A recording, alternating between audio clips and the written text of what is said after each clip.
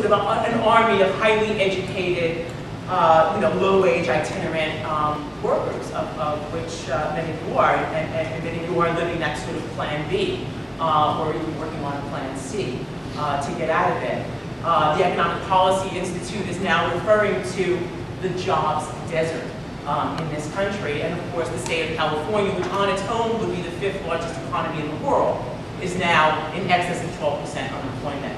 That is our reality, even as the Ben Bernanke's of the world would like us to believe that happy days are here again and the recession is over, except there are no jobs, you have no future, and good luck. I think that, alongside the economic development, of course, is enormous hope, and that's what I want to talk about as well, because it's not just this sort of grim, abysmal moment, and if it were, I don't think people would be in this room.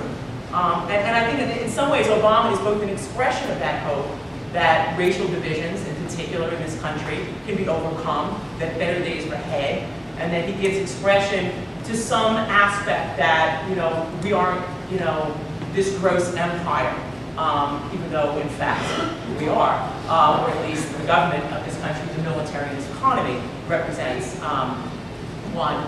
But that we can be something other than this country has been. I think that's part of why people embrace that Cairo speech. The fact that he actually, unlike the previous predecessor of the White House, is aware that the United States is one of many countries in the world. There are actually other languages. He even, introduced it with Assalam al-Lechem. He's aware that there are actually other religions and cultures, and treats them with respect. And that is all a good thing. And no matter how cynical you are, one must have to say that that is something that we embrace. However, the content of what those policies are is another question. And at the same time that Obama is president, puts forward those ideas, he is, of course, president of the wealthiest, most powerful country in the world, and he sits at helm an empire. And in that role, must express, regardless of whatever his personal opinions may or may not be, and I don't know what they are, even though I'm from Chicago, he didn't call me, that he has to express the interests of the class that owns and controls power in this country. But the context in which he is doing this, the context in which Obama is president, and the expectations that people have in his presidency, I think create the potential to force things in a direction that the ruling class does not want him to go in. And that's where I think it's important for us to understand that it's not necessarily going to be simply Clinton version 2.0. I was talking to the fellow who was a protege of Harvey Mills, Cleve Jones, who put out the call for the March on Washington on the 11th. And the way he refers to it is, it's beginning to smell a lot like Clinton.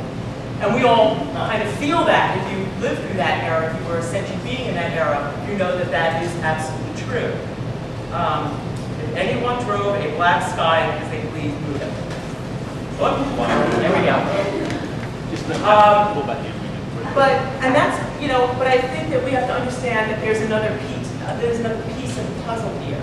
Because what is often used historically as the marker for all of us, a liberal presidency in a period of economic collapse and great desperation. Of course, we also have added on to that multiple wars and occupations taking place that, in fact, he is expanding tragically. But in the 1930s, we are told that somehow a president delivered the goods. And I think there's a bit of a sleight of hand that goes on there historically. What's missed out on is what actually happened below in this country to force those goods to be delivered. Because actually in the 1930s, right, Roosevelt comes to office in 1932. And, but it's not really until a couple of years later, when there's a slight uptick in the economy, a slight recovery, that workers begin to feel that they could actually fight, that they could actually begin to wrest some crumbs or something from the system. And what in fact winds up exploding onto the scene in this country in 1934 is not just one, but 3 mass general strikes. In an atmosphere in which unions were illegal. Unions were illegal, Jim Crow was the law of the land, women were largely outside of the sort of paid workforce that was unionized, and certainly the industrial workforce and all the rest of And nonetheless, hundreds of thousands of people in this country went on mass strike, won the unions, won the weekend, won Social Security, won a whole number of things that was actually wrested away from the government that Roosevelt tried to stop them from getting. And so I think the first sort of take-home lesson, if you will, about liberalism and power is that it's not the liberals who deliver the goods, it's the struggle that forces their hands. That's what we need to understand. It's not what they do, it's what we do. Thank you. Good.